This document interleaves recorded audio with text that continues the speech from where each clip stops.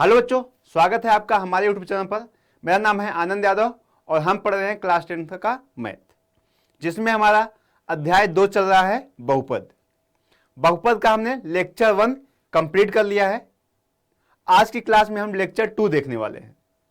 ठीक है बच्चों, तो हमने बहुपद का बेसिक लेक्चर 1 में कंप्लीट किया है। ठीक है, जैसे हमने पढ़ा बहुपद क्या होता है, बहुपद की घात क्या होता है, बहुपद के प्रकार, इन सब टॉपिक का हमने पिछले कक्षा में लेक्चर 1 में कंप्लीट कर लिया है। तो बच्चों, अगर आप चैनल पर नए हैं तो चैनल को सब्सक्राइब करें और अपने दोस्तों के बीच शेयर करें। ठीक है, चलिए हम आज की क्लास में हम जो पढ़ने वाले हैं उस पर बात करते हैं। ठीक है, देखिए आज का जो लेक्चर होने वाला है लेक्चर 2 होने वाला है। ठीक है, लेक्चर नंबर 2। आज की क्लास में लेक्चर 2 कंप्लीट करेंगे।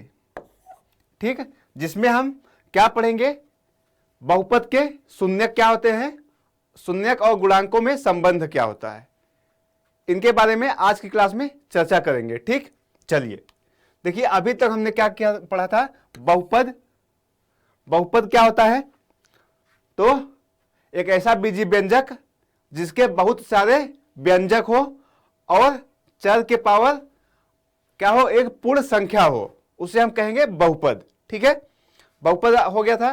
फिर हमने बात किया बहुपद के प्रकार। ठीक है, बहुपद के प्रकार से पहले हमने बात किया कि बहुपद की घात क्या होता है। तो हमने कहा कि बहुपद px में चर की अधिकतम घात को बहुपद की घात कहते हैं। ठीक है बच्चों, तो हम यहां तक बात किए। फिर हमने प्रकार पे दो प्रकार से पढ़ा। पहला क्या, पद के आधार पर, और दूसरा बहुपद की घात के आधार पर। ठीक है, पद के आधार पे हमने देखा एक पद रहेगा तो क्या कहेंगे द्विपद, दो पद रहेगा तो क्या कहेंगे, तीन पद रहेगा तो क्या कहेंगे। तो इस तरह से हम पद के आधार पर पढ़े थे। और घात के आधार पर हम क्या पढ़े थे, जब बहुपद में चर की घात 1 हो तो उसे क्या कहते हैं, 2 हो तो उसे क्या कहेंगे, 3 हो तो उसे क्या कहेंगे। इन सब के बारे में हमने लेक्चर 1 में पढ़ा है। तो आज की क्लास में हम क्या पढ़ने वाले हैं, बहुपद के शून्यक। आज की क्लास में क्या चलेगा, बहुपद का शून्यक क्या होता है, शून्यक, और फिर हम देखेंगे बहुपद के शून्यक का ज्यामितीय अर्थ। ठीक है, बहुपद के शून्यक का ज्यामितीय अर्थ यानी कि ग्राफ पे उसे हम दर्शाएंगे। ठीक, चलिए। और बाबू लेक्चर आपको कैसा लग रहा है कमेंट करके जरूर बताया करें। ठीक है, चलिए आगे बढ़ते हैं। अब देखते हैं बहुपद के शून्यक क्या होते हैं। ठीक है, हेडिंग डाल देते हैं बहुपद के शून्यक।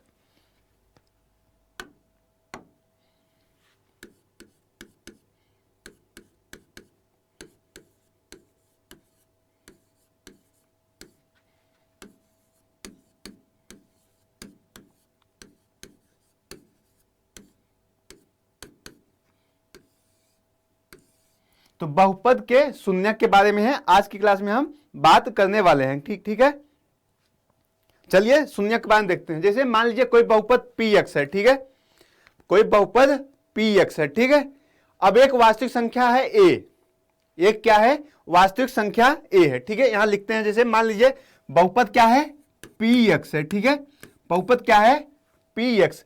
अब एक क्या है, एक वास्तविक संख्या है। क्या है, एक वास्तविक संख्या है। ठीक है, यदि हम x इक्वल टू a पर क्या करें, x के जगह पे हम a रख दे तो जो ये बहुपद pa होगा वह क्या आ जाए, शून्य आ जाए, वह क्या आ जाए, 0 आ जाए।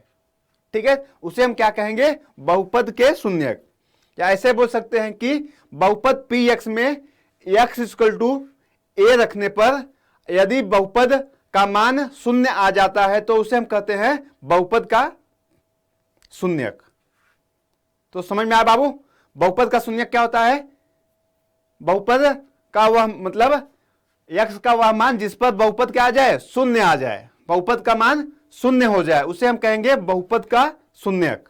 तो क्या कहेंगे, बहुपद का शून्यक। इसे हम शब्दों में लिख लेते हैं। मान लीजिए हम क्या करेंगे,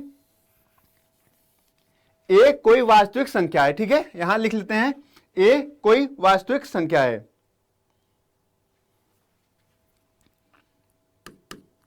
कोई वास्तविक संख्या ए, कोई वास्तविक संख्या ए बहुपद px में, बहुपद px, हमने कहा बहुपद को किससे डिनोट करते हैं, बहुपद को px से डिनोट करते हैं, ठीक है, बहुपद को px से डिनोट करते हैं। बहुपद px का एक शून्यक होगा, शून्यक होगा यदि x इक्वल टू a रखने पर जो बहुपद px है, अब x की जगह हम क्या रख रहे हैं a, ठीक है, तो बहुपद क्या हो जाएगा p a इक्वल टू क्या आ जाएगा, शून्य हो, ठीक है, बहुपद p a इक्वल टू क्या हो, शून्य हो, तो उसे हम कहेंगे वह उस बहुपद का क्या है, शून्यक है, वह उस बहुपद का शून्यक है। अब शून्यक समझ में आ गया बाबू, शून्यक समझ में आ गया, ठीक है। अब हम क्या करेंगे, बहुपद का दूसरा लेक्चर क्या था कि हम बहुपद के शून्यक का ज्यामितीय अर्थ, अब इस पे बात करेंगे, ठीक है। अब हम क्या करेंगे, बहुपद के शून्यक का ज्यामितीय अर्थ, यानी कि ग्राफ पर एक एक को हम दर्शाएंगे। जैसे पहला हमें 3 पढ़ना है, क्या, सरल रेखा मतलब रैखिक बहुपद, और द्विघात बहुपद और त्रिघात बहुपद, यही हमारे सिलेबस में है, ठीक। चलिए हम एक एक पे बात करते हैं। जैसे अब हम आगे बढ़ते हैं, बहुपद के शून्यक का ज्यामितीय अर्थ, ठीक।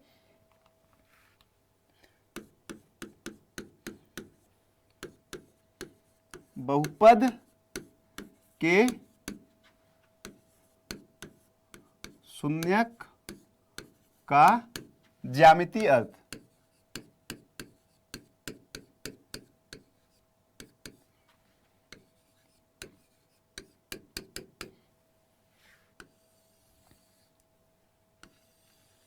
ठीक है। अब इस पे हम अब एक एक बात करेंगे। पहला हम बात करेंगे रैखिक बहुपद, पहला हम बात करेंगे क्या, रैखिक बहुपद। अच्छा, रैखिक बहुपद आप क्या समझते हैं, तो जिसके क्या हो घात, जिसका घात 1 हो उसे हम कहेंगे रैखिक बहुपद, ठीक है। पहला हम बात करेंगे इसमें, पहला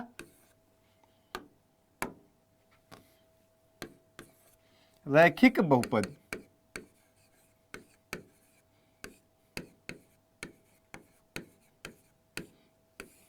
रैखिक बहुपद। अब रैखिक बहुपद क्या होता है, जिसके पावर 1 हो, इसका व्यापक जो मान है क्या है, ax प्लस बी, क्या है, ax प्लस बी, व्यापक रूप क्या है, ax प्लस बी, ठीक है, व्यापक रूप ax प्लस बी, ठीक है। अब हम इसे एग्जाम्पल से देखते हैं, ठीक है। मान लीजिए एक बहुपद है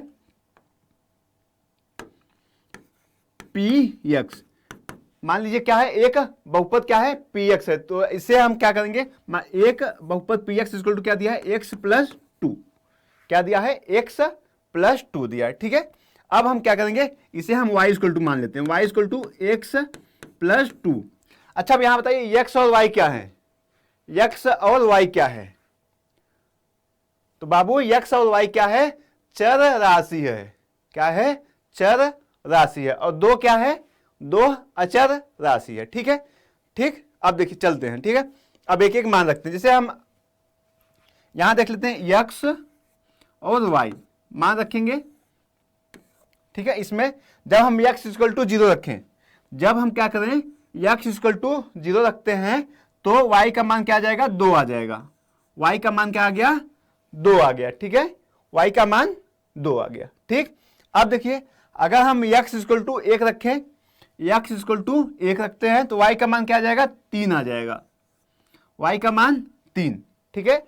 अब y इक्वल टू 0 रख दीजिए, y इक्वल टू 0 तो x का मान क्या हो जाएगा, -2, ठीक है। अब हम 3 मान लिए हैं और 3 मान पे हम इसे ग्राफ पर प्रदर्शित करते हैं, ठीक है।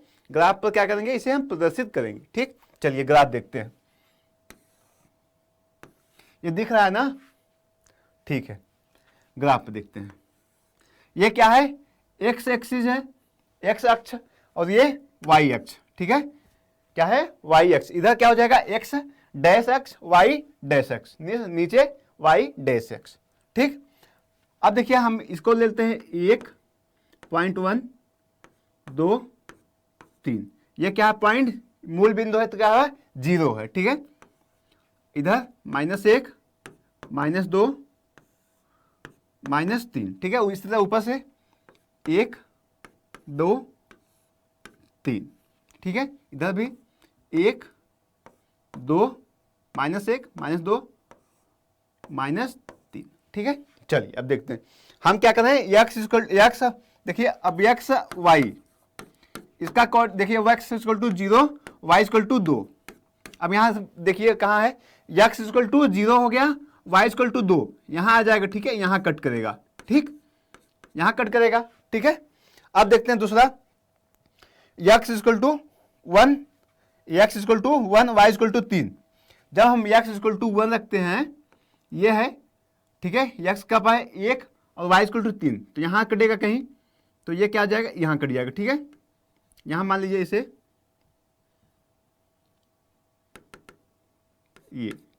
ये कट कर रहा है। ठीक है, ठीक, ये 3 है। ठीक है, ठीक है, इतना समय। अब देखिए, अब x equal to -2 y equal to 0, तो y इक्वल टू 0 मतलब इस पे रहेगा, और x इक्वल टू -2 इस पे कट करेगा यहाँ।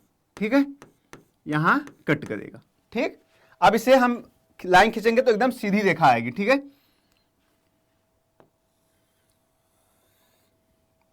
ये क्या आ गया, रैखिक बहुपद का ज्यामितीय अर्थ, मतलब ग्राफ पे हमने डिनोट किया तो ये क्या आ गया, एक सीधी रेखा आ गया। ये क्या आ गया, x+2। कौन सा यह समीकरण है, x+2। यह बहुपद x+2 था, तो यह रेखा आ गया, x+2 का रेखा आ गया, यह हो गया ग्राफ पर प्रदर्शित हो गया। ठीक है, तो अब बच्चा कोई भी एग्जाम्पल लेंगे, अगर रैखिक का है तो वह उसका जो ग्राफ आएगा क्या आएगा, एक सरल रेखा आता है। ठीक है, एक सीधी रेखा आ गया, या रैखिक बहुपद। ठीक है, रैखिक।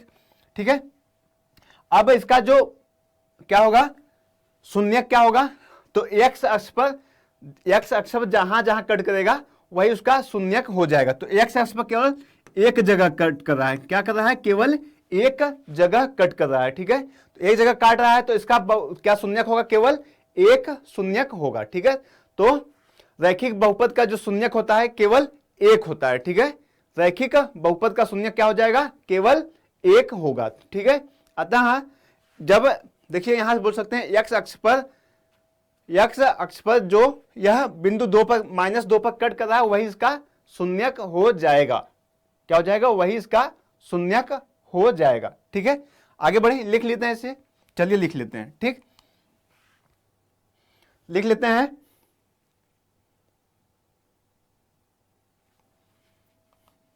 देखिए यहां लिखिए, यह x अक्ष पर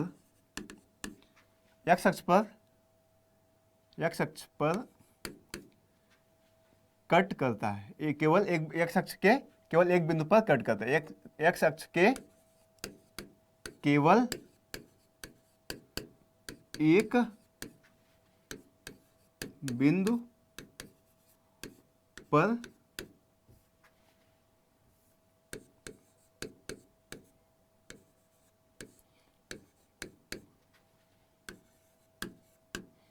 कट करता है। यह x अक्ष के केवल एक बिंदु पर कट करता है। ठीक है, तो अतः इसका जो शून्यक होगा केवल एक होगा। अतः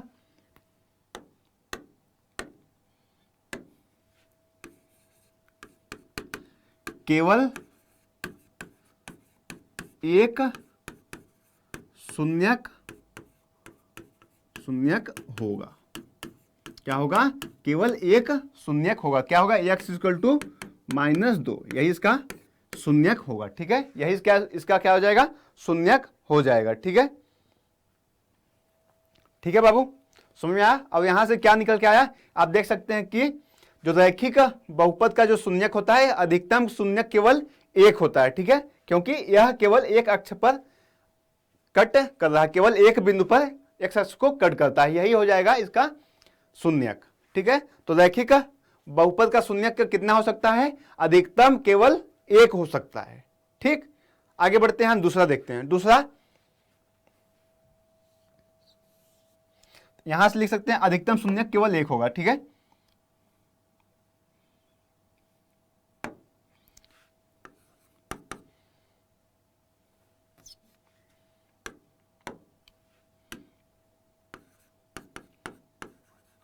रैखिक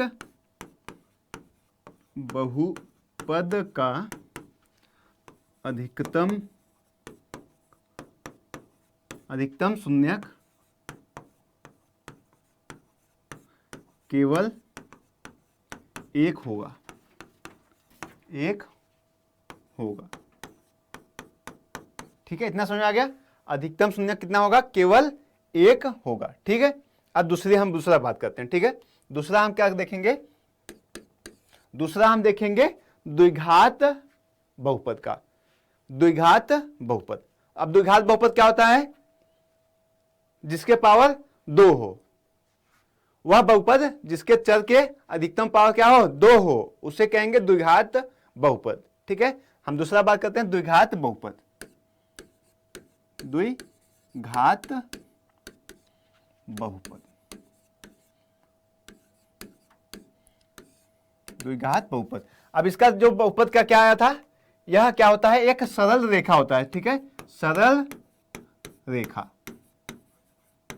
ठीक है, अब इसका क्या हो जाएगा, इसका हो जाए जो रैखिक, जो ग्राफ में हम डिनोट करेंगे तो इसका जो आएगा रेखा क्या हो जाए, वह एक परवलय होता है। ठीक है, परवलय होता है।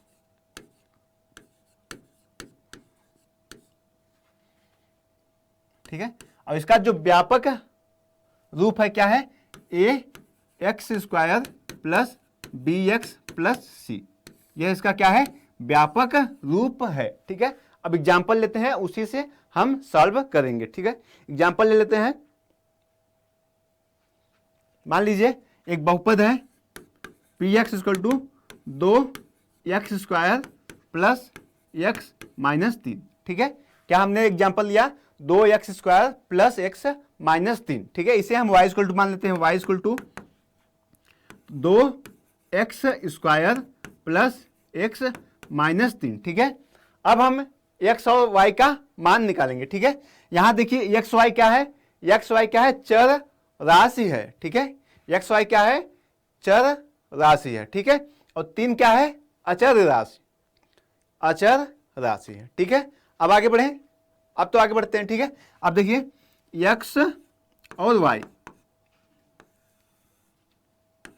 x y का मान आप इस तरह से निकाल के वहां ग्राफ पे क्या कर लेंगे, डिनोट कर लेंगे। ठीक है, ठीक है, ठीक, समझ में आ गया। जैसे हम ले ले x इक्वल टू 0, पहला अगर मान ले x इक्वल टू 0, तो x इक्वल टू 0 क्या आ गया, 0 हो गया, ये 0 माइनस 3। x इक्वल टू 0 पे क्या आ गया, y इक्वल टू क्या, y का मान क्या आ गया, माइनस 3 आ गया। ठीक है, x इक्वल टू 0 पे y का मान 3 आ गया। अब क्या लें, अगर हम x का मान क्या ले लें, अब हम x का मान क्या लें, 1 ले लें। ठीक है, x का मान कितना ले रहे हैं, 1। देखिए जब हम x का मान 1 रख रहे हैं, ठीक, x का मान 1, तो x की जगह पे हम क्या रखेंगे, 1, 1 का स्क्वायर 1, 2, फिर 1, 3 और माइनस 3, 3 माइनस 3 कितना आ गया, 0 आ गया, 3 माइनस 3 0, प्लस 3 माइनस 3 0। ठीक है, अब चलिए अगर हम y का मान 0 ले लें, y का मान 0 रख दें। ठीक है, y का मान 0 रखने पर क्या आ जाएगा, देखिए अब इसका हम इसे हम सॉल्व कर लेते हैं। देखिए इसे सॉल्व करेंगे। ठीक, इसे देखिए, इसको हम समीकरण बनाते हैं। ठीक है, फैक्टर से इसका निकालते हैं, 2x square plus x minus 3। अब इसका फैक्टर करिए, देखिए कितना आता है, तो कितना जाएगा, 3 दूनी 6। ठीक है, क्या जाएगा, 2x square plus 3x minus 2x minus 3।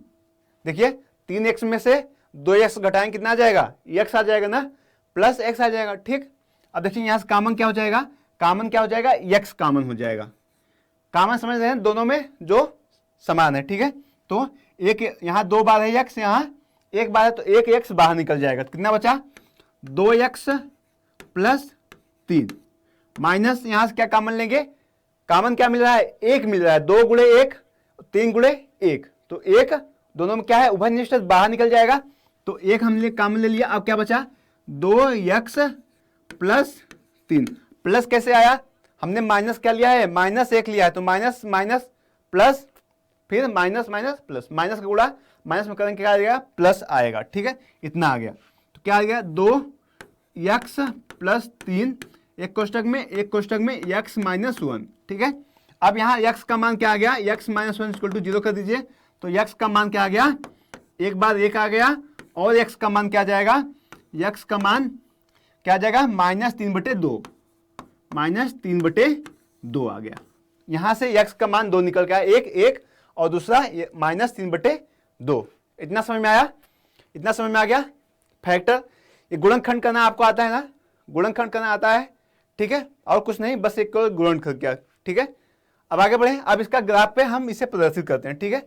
आगे नेक्स्ट पेज करते हैं, चलिए अब इसका ग्राफ देखते हैं।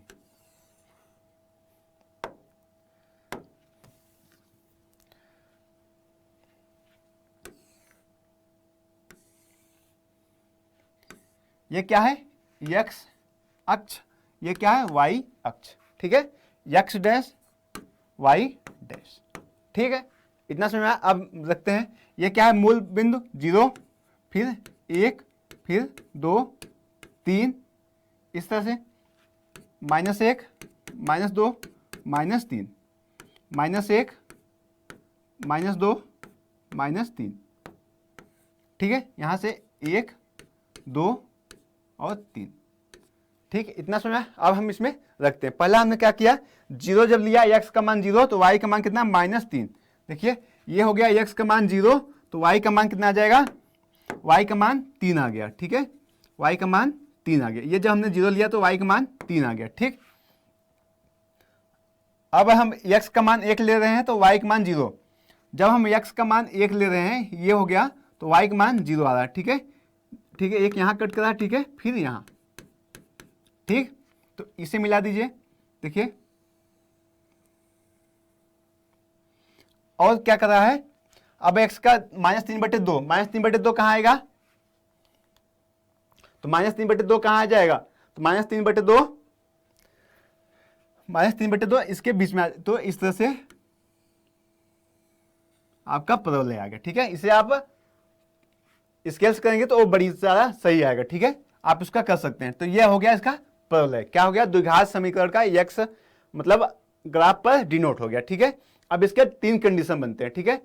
केस 1 हम देख लेते हैं स्थिति पर, केस 1 में कितने 2 प्रकाश पर बन सकता है, देखिए इस तरह से हमने किया। केस 1 में क्या हो जाएगा, हम 2 प्रकार से कर सकते हैं, ठीक है। देखिए इस तरह से, ऐसे 2 अक्ष 2 बिंदु पर कट गया, x अक्ष को 2 बिंदु पर कट कर, देखिए ये हो गया a, ये हो गया a डैश, ठीक है। तो ये क्या मान लीजिए, इसे हम a मान लिए और ये हो गया a डैश, ठीक है। इस तरह से कट कर सकता है ना, इस तरह से कट करेगा। दूसरा अगर हम देखें तो दूसरा यही क्या हो जाएगा, दूसरा क्या हो जाएगा, ये हो जाएगा, ठीक है, इस तरह से, ठीक है, a और a डैश, ये बिंदु ये, ठीक है। केस 1 हो गया, ठीक है। यह x अक्ष को 2 भिन्न भिन्न बिंदुओं पर कट करता है, ठीक है, x अक्ष को 2 भिन्न भिन्न बिंदुओं पर कट करता है, केस 1 हो गया, ठीक। देखिए द्विघात बहुपद का जो शून्यक होगा वह अधिकतम कितना होगा, 2 होगा, केवल 2 होगा, ठीक है बच्चों। चलिए अब आगे बढ़ते हैं, केस 2 देखते हैं।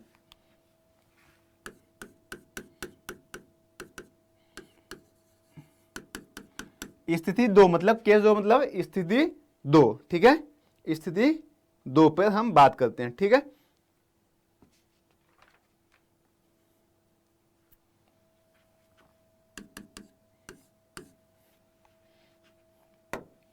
चलिए देख लेते हैं। स्थिति 2 क्या हो जाएगा, कितना कैसे हो गया ये, एक मान लीजिए इस तरह से, ये केवल एक बिंदु पर कट करता है, ठीक है, केवल एक बिंदु पर कट करेगा, ठीक है, केवल एक बिंदु पर कट करेगा।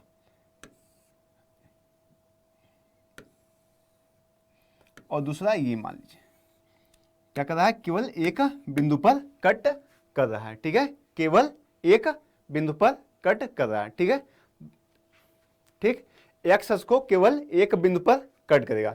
ये भी स्थिति हो सकता है, ठीक है, केवल एक शून्यक हो सकता है द्विघात का, ठीक है, अधिकतम कितना होता है, 2 होता है, अधिकतम 2 शून्यक होता है, ठीक है, अधिकतम कितना शून्यक हो जाएगा, 2, ठीक। अब बात करते हैं हम केस नंबर 3 का, केस नंबर 3 का, ठीक है। तो अब हम, अच्छा यहां से कितना कितना निकल कर आ रहा है शून्यक, केवल 1, और यहां से 2, यहां से कितना निकल कर आ रहा है, 2, यहां से 1। अब तीसरा हम बात करते हैं स्थिति, मतलब केस 3। केस 3 क्या हो जाएगा, देखिए एक ये ग्राफ हो गया और ये, ठीक है, देखिए इसमें तीन आ जाएंगे, तीन कंडीशन। किस तरह से, देखिए अगर हम बात करें तो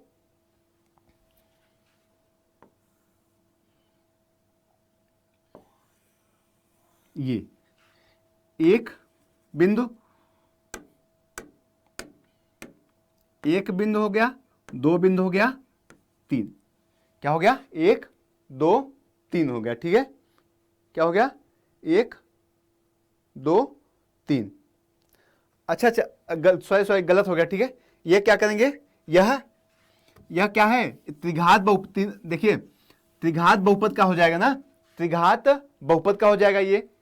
अगर 3 बिंदु पर 3 शून्यक आ रहा है तो क्या हो जाएगा, त्रिघात बहुपद हो जाएगा, ठीक है, 3 शून्यक आएगा तो क्या हो जाएगा, त्रिघात बहुपद, ठीक है। अब हम क्या करें, हमने इसमें 2 केस देखा, केस 1 में हमने देखा कि 2 क्या हो रहा है, 2 शून्यक हो रहा है, और केस 2 में देखा केवल 1 शून्यक हो रहा है, ठीक है। अब हम बात करते हैं त्रिघात बहुपद के बारे में, त्रिघात बहुपद क्या होता है, ठीक है, उसके बारे में बात करेंगे, ठीक है, त्रिघात बहुपद, ठीक है। और इसका, अच्छा इसका केस 3 भी देख लेते हैं।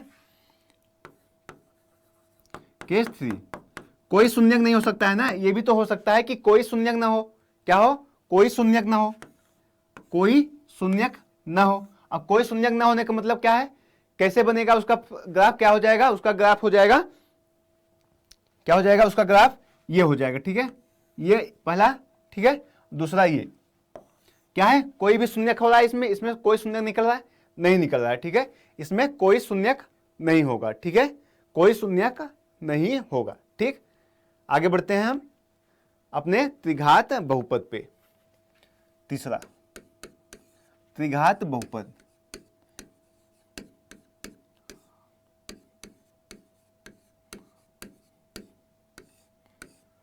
त्रिघात बहुपद, और त्रिघात बहुपद का व्यापक रूप क्या होता है, A X cube plus B X square plus C X plus D.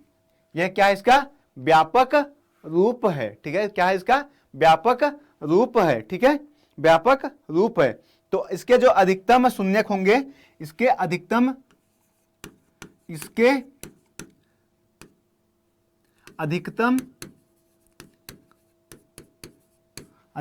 शून्यक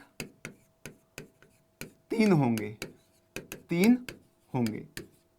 ठीक है, इसके अधिकतम शून्यक क्या हो जाएंगे, 3 हो जाएंगे, इसके अधिकतम शून्यक 3 होंगे, ठीक है। इसका ग्राफ देख लेते हैं, ग्राफ 2 बन जाएगा, ग्राफ कितना हो जाएगा, 2 हो जाएगा, देख लीजिए। पहला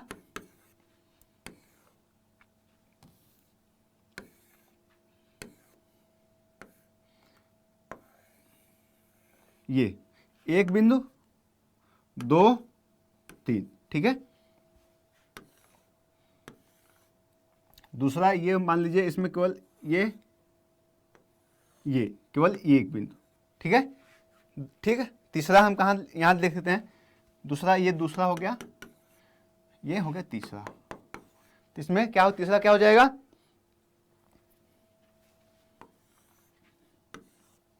तीसरा इस तरह से, ये तीसरा हो जाएगा ये, ठीक है। तीसरा क्या हो जाएगा, ये 1 2, ठीक है। इसमें केवल एक, इसमें 1 2 3, तो अधिकतम इसके क्या शून्यक होते हैं, 3 शून्यक होते हैं, ठीक है बच्चों। इतना समझ में आ गया। अब बताओ बहुपद का शून्यक समझ में आया, और बहुपद के शून्यक का ज्यामितीय अर्थ आपको समझ में आया, समझ में आ गया। तो बच्चों आज की क्लास में हम यहीं तक पढ़ेंगे। अब हम बात करेंगे अगली कक्षा में क्या पढ़ने वाले हैं। तो अगली कक्षा में हम क्या पढ़ेंगे, यहां से देख सकते हैं। अगली कक्षा में हम देखेंगे किसी बहुपद के शून्यकों और गुणांकों में संबंध। क्या है, शून्यकों और गुणांकों में संबंध, ये हम अगली कक्षा में पढ़ेंगे, यानी नेक्स्ट लेक्चर में पढ़ने वाले हैं, ठीक है। चलिए, तो आज का लेक्चर हम यहीं पर समाप्त करते हैं और अपना पढ़ाई करते रहिए। अब मिलेंगे हम अपने लेक्चर नंबर 3 में, ठीक है। अपना ध्यान रखिएगा, बाय।